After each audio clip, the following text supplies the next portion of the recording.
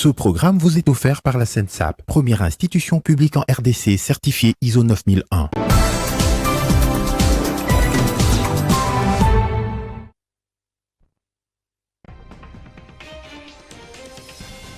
Au sommaire de ce journal, les deux chambres du Parlement ont annoncé clôturer ce vendredi la session ordinaire de septembre. Cette session essentiellement budgétaire avait également prévu dans son calendrier d'examiner la loi électorale et la mise en place du nouveau bureau de la CENI. Et la Cour de cassation a refusé d'accorder la liberté provisoire à Sami Jamal, l'un des inculpés dans l'affaire 100 jours. Pour l'ACAJ, il s'agit d'une décision discriminatoire. Le ministre de la Santé a annoncé la fin de l'épidémie de méningite dans la province de Tchopo. La maladie a fait au total 2662 cas notifiés et 205 décès. Vous suivrez le ministre dans ce journal. Bienvenue à vous tous, mesdames, messieurs, à cette édition du journal dont à la une, pour la première fois depuis son élection à la tête du pays, le chef de l'État, Félix Antoine Tshisekedi, arrive ce vendredi en milieu de journée en Mbuji-Mayi, chef-lieu de sa province natale du Kasaï oriental. Sur place, l'effervescence est palpable, la mobilisation aussi pour réserver un accueil chaleureux au fils du terroir élu à la magistrature suprême à la présidentielle de 2018. La ville de Mbuji-Mayi est la première étape d'une tournée éclair du chef de l'État qui devrait l'amener notamment à Kananga et à Chikapa. Les gouverneurs et les assemblées provinciales s'engagent à travailler dans l'harmonie pour le développement de leurs provinces respectives et ce, conformément à la vision du chef de l'État. C'est l'une des résolutions de la 8e session de la conférence des gouverneurs dont les travaux ont pris fin hier jeudi soir. La cérémonie de clôture s'ouvre par la motion de soutien au chef de l'État actée par les 26 gouverneurs de province. Le gouverneur de la Tchouapa qui a lu cette motion a rassuré que le collectif des gouverneurs s'engage dans le cadre de la décentralisation à travailler en toute harmonie avec le pouvoir central et adhère à la vision du premier citoyen congolais pour la mise en œuvre du programme de développement de la République. Il sollicite une instruction ordonnant la mise sur pied d'un moratoire suspendant l'usage des motions de défiance et de censure par les assemblées provinciales pour le restant de l'actuelle législature pour la stabilité des institutions provinciales. Faisant à son tour le compte-rendu des travaux des différentes commissions, le vice-premier ministre, ministre de l'Intérieur, Sécurité, Décentralisation et Affaires coutumières, Daniel Asselo, a rapporté sur les états des lieux pour l'essentiel que la paix et la sécurité règnent sur toute l'étendue du territoire national, en dehors des provinces du Nord Kivu et de l'Ituri, soumises à l'état de siège depuis mai 2021. Le chef de l'État a apprécié les différentes résolutions et assure l'accompagnement de son gouvernement pour enrayer les obstacles au développement des provinces. Conformément à l'esprit du constituant, ce n'est qu'au gré de cet effort à la fois soutenu, singulier et en même temps collectif de réflexion que consacre le principe de la décentralisation que nous assurerons notre développement en tant que nation. Je me réjouis de la sincérité qui vous a animé dans la présentation des diagnostics, des états des lieux ou encore dans la formulation des recommandations pour la résolution des crises de leadership et la promotion de la stabilité dans les provinces, conditions essentielles pour la mise en œuvre effective de ma vision de développement pour le bien-être de nos populations. Les deux programmes du chef de l'État, à savoir celui de développement local de 145 territoires visant à combler le déficit des infrastructures routières au niveau des territoires et celui d'urgence intégrée de développement communautaire qui vise à doter les entités territoriales décentralisées des équipements collectifs ont été salués. Mbandaka abritera sans doute la prochaine conférence de gouverneurs à la fin du premier trimestre de l'année 2022. Je le disais, les deux chambres du Parlement clôturent ce vendredi la session ordinaire de septembre 2021, conformément à l'article 115 de la Constitution. Cette fois-ci, les parlementaires iront en vacances après avoir habilité le gouvernement à légiférer pendant les 3 mois. Bien qu'étant essentiellement budgétaire, cette session avait prévu également dans son calendrier d'examiner la loi électorale et la mise en place du nouveau bureau de la CENI. Si cette dernière a été mise en place, la loi électorale, elle, n'a pas été examinée. Et le ministre de la Santé publique a annoncé la fin de l'épidémie de la méningite à méningocoque dans la zone de santé de Banyalia, dans la province de la Tchopo. Déclaré officiellement depuis le 7 septembre dernier, cette épidémie a fait au total 2662 cas notifiés, dont 47 confirmés et 205 décès avec une létalité de 7,7%. Des détails avec le ministre lui-même. Chers compatriotes, en date du 7 septembre 2021, j'ai déclaré le début de l'épidémie de méningite à méningocoque de la zone de santé de Banyalia, dans la province de la Tchopo, après la mise en évidence de la présence de Neisseria meningitidis sérogroupe W au laboratoire Pasteur de Paris, en France.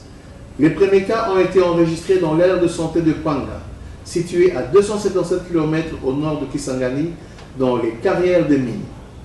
Aussitôt, l'épidémie s'est propagée dans toutes les 20 aires de santé que compte la zone de santé de Banyalia. Cette épidémie est survenue dans le contexte de lutte contre la pandémie à Covid-19, dans une zone minière à forte densité de la population où les conditions d'hygiène sont déplorables, avec accessibilité géographique difficile et à mobilité pendulaire de la population. Ces facteurs cités si haut n'ont pas permis la mise en œuvre optimale des activités de la riposte dans un système de santé déjà fragilisé. Ce contexte difficile a exigé aux équipes de riposte un degré de professionnalisme avéré en vue de contenir l'épidémie dans les limites de la province et de la zone de santé affectée. La riposte avait été organisée avec les volets suivants: le renforcement de la surveillance épidémiologique, la prise en charge médicale et psychologique des cas avec la gratuité des soins, la sensibilisation et la vaccination réactive de masse. Un total de 2662 cas a été notifié, dont 47 confirmés et 205 décès, avec une létalité de 7,7%. Et parlant du dossier Congo Hold Up, le collectif d'avocats du président honoraire Joseph Kabila Kabange a, dans un point de presse, fait remarquer qu'il se réserve le droit de porter cette affaire devant les juridictions nationales et internationales pour rétablir l'ancien président de la République dans ses droits les plus légitimes. Ce collectif dénonce aussi l'acharnement dont a été victime Joseph Kabila dans cette enquête qualifiée de mensongère par ses avocats. Jean-David Kilolo.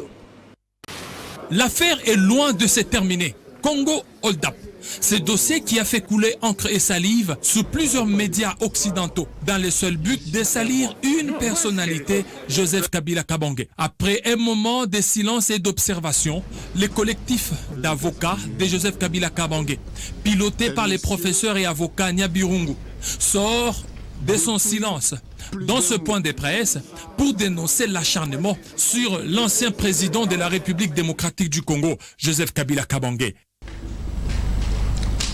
Cette publication diffusée par extrait par les organes de presse étrangères et relayée à la République démocratique du Congo et dans le monde est sans aucun fondement, mais simplement diffamatoire et calomnieuse, car n'étant soutenue par aucune preuve fiable et crédible présentée par ses auteurs. Selon les constats faits par le collectif d'avocats, l'objectif des auteurs du rapport dit Congo Hold Up vise à nuire Joseph Kabila Kabange et se réserve le droit de porter cette affaire devant les juridictions nationales et internationales pour que justice soit rendue. D'imputer à quelqu'un un détournement de 138 millions pendant qu'il a laissé à votre disposition 2 milliards de réserves de change. Pourquoi il ne les a pas pris? On disposait de 3 500 000 documents et s'ils en ont disposé, Vous pensez qu'ils les ont lus? Ça prendrait combien d'années analysant même 10 par jour? Calculez un peu. On ne peut empêcher personne de recourir à la justice de son pays ou à la justice d'ailleurs lorsqu'il considère que ses droits fondamentaux ont été lésés. Après avoir étudié minutieusement les incongruités contenues dans le dit rapport, le collectif d'avocats relève de la machination pure et simple dont le chef des auteurs de Congo Hold Up. Et l'ACAJ dénonce le refus par la Cour de cassation d'accorder la liberté provisoire à Sami Jamal, âgé aujourd'hui de 80 ans, pour l'Organisation de défense des droits de l'homme. C'est une décision discriminatoire, d'autant plus que la Cour l'a accordée à son co-prévenu en violation de sa jurisprudence constante. L'homme d'affaires libanais a été condamné en appel à 13 ans de prison et est détenu à la prison centrale de Makala malgré son état de santé dégradant. Le ministre de la Défense nationale et des anciens combattants a procédé à la remise des véhicules aux officiers généraux des FARDC ce vendredi 24 décembre. Au nom du chef de l'État, Gilbert Kabanda Kourenga a souligné que cette dotation s'inscrit dans le cadre du trinôme FEC en sa filière équipement. La cérémonie s'est déroulée au camp Kokolo. 51 jeeps au total ont été dotés aux généraux, dont 34 aux actifs et 17 à ceux qui sont déjà à la retraite. C'est le chef d'état-major général, le général d'armée Célestin Bala, qui a réceptionné ce lot des véhicules marque plutôt Fortuner pour faciliter la mobilité des hauts cadres militaires. Et nouvelle attaque du mouvement du M23 contre une position des FARDC en territoire de Rutshuru dans la province du Nord Kivu. Le colonel Njike Kaiko, porte-parole du secteur Sokola 2, affirme que l'ennemi qui s'était retranché dans une partie du parc de Virunga, attaquant Bukima, localité située entre Rugari et Rumangabo, a été tactiquement repoussé. On écoute le colonel Njike. C'est dans la nuit d'hier à aujourd'hui que une de nos positions se trouvant à Bukima, dans la zone de Rumangabo et Rugari, qui a été attaquée par le M23. Mais soyez rassurés que les dispositions ont été déjà prises depuis bien avant dans un cadre purement d'anticipation. Donc l'armée a repoussé cette attaque et à l'heure où je vous parle, les forces armées de la République démocratique du Congo sont dans la zone et sont en train de fouiller, n'est-ce pas, le parc national de Virunga, une partie bien sûr où l'ennemi se serait retranché. Dans le cadre d'une anticipation sur le plan tactique, toutes les dispositions ont déjà été prises. Voilà pourquoi cette attaque, n'est-ce pas, n'a pas abouti. Lors des têtes chercheuses, n'est-ce pas, qui étaient dans la zone, le renfort est déjà sur place. L'ennemi a tenté d'attaquer et d'occuper Runyonyi. Et vous connaissez les sorts qui lui avaient été réservés par les forces armées de la République démocratique du Congo. Donc, pour vous dire qu'à Tchanzu, à Runyonyi, l'armée loyaliste domine la zone, mais aussi continue à faire des patrouilles de liaison et des patrouilles de combat. Il est pratiquement inconcevable que l'ennemi occupe Bukima, parce que je vous ai dit, dans un cadre purement anticipatif, l'armée avait pris des dispositions de manière à ce que chaque fois qu'il y a attaque et que les forces armées de la République démocratique du Congo répliquent de la manière la plus forte ce qui a été fait. Et à l'heure où je vous parle, je vous dis, grâce à cette anticipation, Bukima est bel et bien sous contrôle des forces armées de la République démocratique du Congo. Et d'ailleurs, parce qu'il faut qu'on vous le dise, les opérations de fouilles se poursuivent à l'heure où nous vous parlons. Et toujours au Nord Kivu, les enfants de personnes arrêtées après l'assassinat de l'homme d'affaires congolais Simba Ngezayo étaient devant le bureau du gouverneur militaire le jeudi dernier pour exiger la libération de leurs parents détenus depuis plus d'une année sans aucun procès. Devant le mémorandum lu devant le représentant de l'autorité provinciale, ces enfants ont demandé à fêter avec leurs parents. Nous avons l'amertume de constater que nos parents viennent de passer une année dans la prison sans être fixés sur leur sort. Cette attitude affichée par la justice militaire de la République démocratique du Congo, notre pays laisse transparaître en filigrane les signaux de la volonté manifestée de placer nos parents dans une situation d'un jugement déjà rendu avant même leur comparution devant un tribunal. Moins encore, avant d'être auditionnés par un magistrat de l'auditorat militaire. Ceci nous pousse au paquet de questionnements suivants. L'État a-t-il peur que la vérité éclate dans la mort de M. Simbangué Zayo? Nos parents sont-ils les dindons de la farce de l'ironie de la justice militaire congolaise? Serons-nous réduits aux conditions d'orphelins ou d'enfants abandonnés alors que nos parents sont-ils vivants? Excellence, Monsieur le gouverneur militaire de notre province, nous voudrions faire voir à votre esprit magnanime que les personnes aux arrêts sans avoir rien fait de mal sont des pères de famille avec beaucoup de dépendants. Des époux, des frères, des sœurs, amis, arrachés brutalement à leur affection. Excellence, Monsieur le gouverneur militaire de notre province et notre père, par le présent mémorandum, nous voudrions faire constater à votre très haute autorité qu'au regard du fait que les présumés criminels matériels avaient été arrêtés dans le temps voisin, 2 jours après, de la commission du crime, une audience de flagrance serait déjà organisée depuis bien longtemps, conformément à la loi sur la flagrance en RDC. Par ailleurs, les auteurs matériels étant déjà aux arrêts, nous avons des informations qu'ils ont déjà citées, les auteurs intellectuels. Ceci dit, nous ne voyons pas pourquoi toutes les personnes arrêtées innocemment continuent à croupir en prison alors que tous les éléments du puzzle seraient déjà quasiment réunis pour une bonne reconstitution de la scène crime et le prononcé d'une sentence bien éclairée. La Chambre des mines a tenu une conférence de presse mercredi dernier au fleuve Congo Hôtel sur les enjeux de l'heure dans ce secteur. Cette structure qui regroupe tous les opérateurs miniers de la FEC veut des rapports corrects avec l'État congolais. Reproché de ne pas souvent communiquer sur l'apport de l'industrie minière dans l'économie nationale, la Chambre des mines, structure créée au sein de la Fédération des entreprises du Congo, a présenté mercredi les recettes générées par l'industrie minière lors des 3 dernières années. Son président, Louis Watoum, a rassuré que la Chambre qu'il dirige apporte sa contribution à l'économie du pays dans le respect des lois. Il est important que toutes les autres parties prenantes puissent comprendre en quoi l'industrie minière est utile à notre économie, en quoi nous contribuons et à quelle hauteur nous contribuons.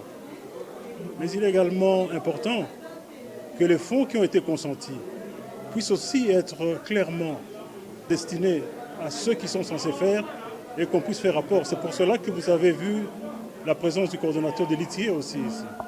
Parce que nous sommes astreints au devoir de transparence.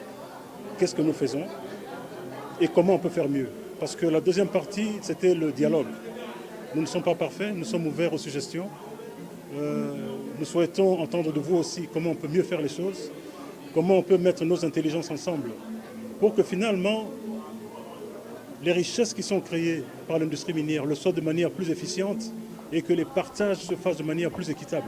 La Chambre des mines a affirmé que toutes les parties prenantes sont tenues au devoir de transparence, tout en estimant que malgré l'apport de l'industrie minière dans le pays, les réalisations sur terrain dans le cadre de développement des communautés locales ne suivent pas et qu'il y a plus des particuliers qui en sont bénéficiaires. La Chambre des mines déplore l'imposition par les services de l'État à l'industrie minière des taxes illégales. Parmi elles, la Chambre des mines évoque les taxes import-export, des frais OCC, les taxes de la police nationale, hygiène aux frontières, taxes pour la promotion de l'industrie, taxes sur le concentré, sur la voirie, la redevance SNCC, les droits des trafics des lignes maritimes congolaises. Et Leloya Bisso a tenu son premier salon congolais de la culture et de l'entrepreneuriat au Pullman Hotel cette semaine. Plusieurs entrepreneurs, artistes, peintres, sculpteurs ou tant d'autres se sont alignés dans la vision de cet établissement public d'utilité. Le Salon congolais de la culture et de l'entrepreneuriat était le rendez-vous de la jeunesse congolaise ce mercredi 22 décembre à Kinshasa. Organisé par l'ASBEL, Leloya Bisso, plusieurs jeunes entrepreneurs, artistes peintres, sculpteurs, plasticiens, urbanistes, architectes ainsi que des ministres en fonction ont pris part à ces assises. À en croire le promoteur de ce rendez-vous entrepreneurial et culturel, Didier Caméré, Leloya Bisso vise à accompagner la jeunesse congolaise à travers plusieurs actions ciblées. Et là pour la sortie officielle de base, Si vous remarquez, il y en a beaucoup qui font des sorties officielles, mais nous on a préféré faire aussi un salon culturel pour déjà montrer nos intentions envers la jeunesse. Voilà, ils vont pouvoir démontrer leur talent, prouver de quoi ils sont capables et voilà. Et la suite, on espère qu'elle sera beaucoup plus glorieuse. J'espère qu'il y en a qui vont accepter de l'expérience. Dans l'ESBEL, Lelo et Abisso, c'est purement une association sans but lucratif qui se cherche, bien sûr. En se cherchant, il y a aussi l'État qui est là, qui peut appuyer. Ensemble, ces jeunes ont convenu que l'entrepreneuriat reste l'alternative face au chômage en RDC. Des moyens pour se lancer ont également été évoqués, tels que le projet d'appui au développement des micro, petites et moyennes entreprises qui, grâce au financement de la Banque mondiale, a permis à 960 jeunes Congolais de se partager 17 600 000 $ américains après le concours COPA. Lelo Abisso est une association sans but lucratif enregistrée sous la forme d'un établissement d'utilité publique, son seul but étant de promouvoir et de valoriser la jeunesse congolaise. Et on termine à l'international, la présence de la société de sécurité privée russe Wagner au Mali n'était jusqu'à présent qu'une rumeur régulièrement démentie. Jeudi soir, un communiqué signé par la France et 15 puissances occidentales engagées dans la lutte anti-djihadiste au Sahel a dénoncé le déploiement de mercenaires en cours au Mali. Un déploiement possible sur toute la zone qui inquiète les alliés de la France présents dans cette zone de l'Afrique et qui s'accélère considérablement. Mais quel avenir pour l'opération Barkhane? On en parle avec Henri Désiré Nzouzi, producteur associé du JT diplomatique et contributeur à la VOA, en ligne avec nous depuis Bruxelles. Bonjour monsieur le professeur, pourquoi cette présence dérange autant ces pays? Alors, pour répondre précisément à cette question, il convient d'abord de savoir de qui nous parlons. On parle de mercenaires, bien évidemment, russes, mais il s'agit surtout du groupe Wagner, connu également comme PMC Wagner, qui est une société russe privée ayant recours au mercenariat, qui est active notamment lors de la guerre du Donbass et en Syrie, mais aussi dans d'autres zones de conflit à travers le monde. Alors, cette organisation paramilitaire est liée au gouvernement russe, ce n'est un secret pour personne, et ce, dans le but d'assurer la défense des intérêts extérieurs de la Russie. Vous l'aurez compris, c'est aussi, je dirais, un instrument de l'influence russe à l'international, et ce, sur certains théâtres d'opération. Lorsque la Russie ne souhaite pas déployer les troupes, eh bien, elle fait appel à cette société. Alors, les Occidentaux, évidemment, sont offusqués, scandalisés. On peut les comprendre, mais en même temps, cela traduit aussi une forme d'affolement parce qu'en fait, nous sommes à un véritable tournant. C'est-à-dire que les Occidentaux prennent véritablement conscience de la capacité des Africains aujourd'hui à se choisir de nouveaux alliés. Alors, dans le cas d'espèce, puisque l'on parle notamment du Mali, avec le désengagement français, puisque les effectifs de l'opération Barkhane vont passer de 5100 à un peu moins de 3000 hommes, permettant donc aux Français non pas de quitter le Mali, mais plutôt de se recentrer plutôt vers la lutte contre le terrorisme. Alors quel est l'impact de cette dénonciation? Qu'est-ce qui peut avoir sur la présence des mercenaires russes au Mali? Je dirais que dans le contexte actuel, cette dénonciation, cette montée, plutôt cette levée de boucliers des Occidentaux n'aura que très peu d'effet sur la Russie.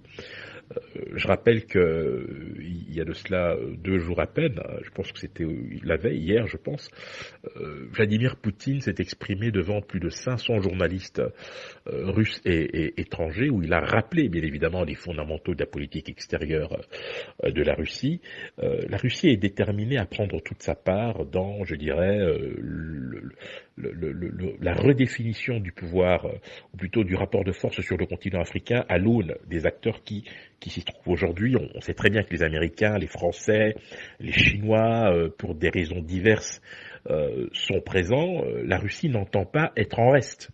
Et donc, il s'agit de promouvoir et de défendre les intérêts russes, et les Russes, croyez-moi, sont déterminés à le faire. Alors, la question que beaucoup se posent évidemment, c'est quelle est la contrepartie de cette présence russe au Mali? Bien évidemment, c'est un accès, j'allais dire, prioritaire ou à tout le moins privilégié sur certaines zones à fort potentiel minier. C'est également dans le cahier des charges de ce groupe Wagner la formation des troupes d'élite, c'est la sécurisation notamment de certaines institutions et toute une série de choses qui sont comprises, je pense, dans le deal entre le Mali et la Russie. Merci Monsieur Nzouzi pour toutes ces précisions et c'est par ici qu'on prend le rappel des titres.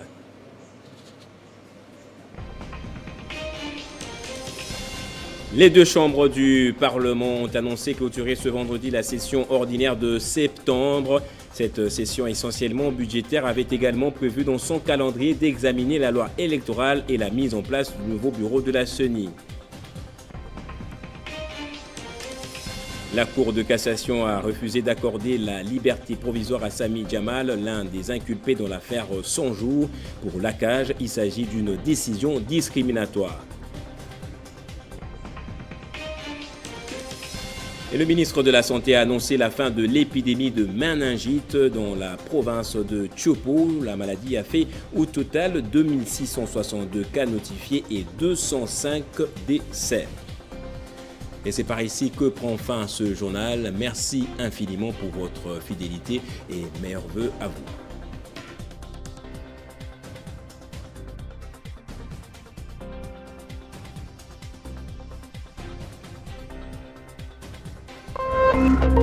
Téléchargez les infos Télé 50 sur www.tele50.cd. Ce programme vous a été offert par la SENSAP, première institution publique en RDC certifiée ISO 9001.